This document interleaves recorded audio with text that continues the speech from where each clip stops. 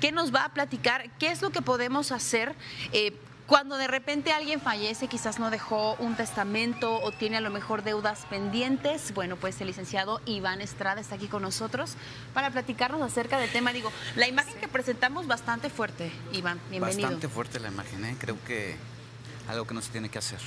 Y poco común, ¿no? Pero sí, ya la gente no sabe o no haya ni qué inventar para quedarse con dinero o con alguna propiedad, ¿no, Iván? falta de humanidad. Claro, ¿no? Justamente ya hemos hablado anteriormente de la importancia de siempre dejar todo en orden y sobre todo un testamento. Un testamento.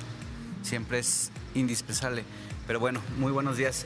Es claro que pues, este tipo de situaciones supongo que la finalidad era de hacerlo firmar, al día siguiente decir falleció, presentar a lo mejor el acta de defunción y con eso tratar de saldar la deuda, ¿no?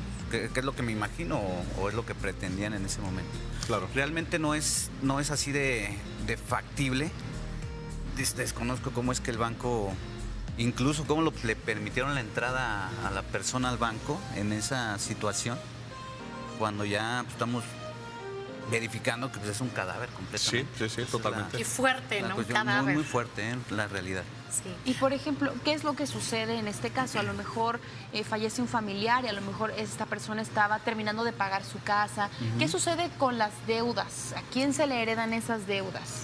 Ok, aquí es muy, muy importante. Cuando yo tengo un crédito hipotecario, cuando hablamos de una casa, normalmente esto se concerta por medio de un crédito hipotecario en el cual yo adquiero un inmueble, tengo un compromiso con un banco y en el momento de fallecer puede ser que el compromiso se extinga o puede ser que esa deuda sí pueda ser heredada. ¿Qué quiero decir aquí? Es importante verificar que cuando yo voy a hacer un contrato de hipoteca, muchas veces los bancos o las instituciones bancarias lo que hacen es darme un seguro para en caso de un fallecimiento. Obviamente la casa va a quedar saldada, no va a haber ninguna deuda para ninguno de los descendientes o familiares directos de esta persona, ya no quedaría esa deuda. Pero sí es importante saber que cuando nosotros firmemos ese tipo de contratos hipotecarios, pues hay que estar al pendiente y preguntar al banco si sí contamos con ese seguro. Porque puede haber una hipoteca en la cual no contamos con ningún seguro que me proteja en caso de fallecimiento. Y cuando la persona fallece, obviamente el banco puede reclamar por medio de una sucesión intestamentaria, puede reclamar a los posibles herederos la deuda de esa vivienda.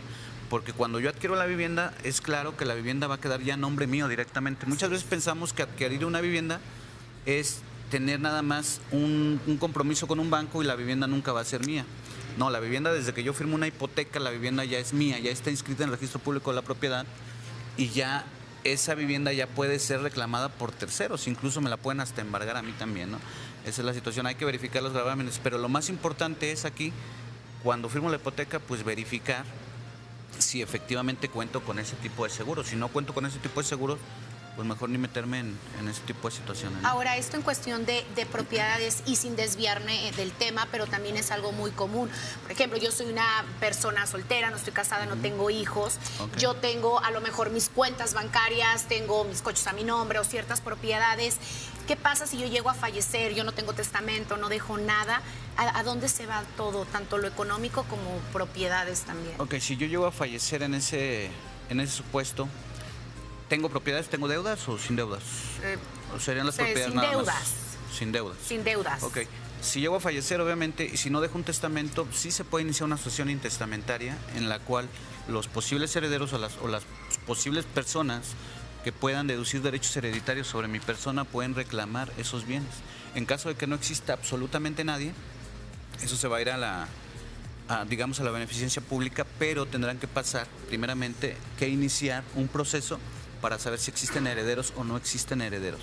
Si no existe nadie, si no hay nadie que reclame esa herencia... Ahí serían familiares directos, ¿no? Papá, mamá, hermano. Exactamente, ellos podrán reclamar una herencia si es que yo la dejé, ¿no? Y si yo puedo justificar algún derecho hereditario, por supuesto. Si puedo acreditar un entroncamiento familiar, pues, por supuesto. Esto aplicaría, Iván, con un negocio también, por ejemplo, si es una empresa que esté dando bastantes frutos, y de repente muere el titular o el dueño de la empresa, ¿a quién pasa esta empresa también si no hay un testamento? ¿A los hijos, a la esposa, a los parientes, a quién? Igual pasa a los familiares, a los más cercanos, a los que puedan deducir esos derechos hereditarios. Aquí en una empresa pues, es necesario saber primeramente cómo está constituida, Sí. si existen determinados socios y pues obviamente ya pasaría nada más la parte o el porcentaje de acciones de la persona que falleció a los posibles herederos, porque pues, normalmente una empresa se compone por 2 o 3 socios y pues en ese caso ya tendríamos que verificar cuánto eran las acciones que le correspondían y los posibles herederos podrán demandar esas. Claro, y bueno, para evitarnos todo esto, Sin problemas. hacer nuestro testamento en cuanto Sería, tengamos lo recomendable es un testamento o señalar un beneficiario cuando tenga un crédito hipotecario. Ok. Sí, y sobre todo para no llevar al muertito cargando, ¿no? Sí, Pues, sí, exactamente, hombre. lo llevo y Está Gracias, medio Iván. complicado. Gracias. Gracias, Vámonos Iván. con Carlitos. No, gracias a ustedes.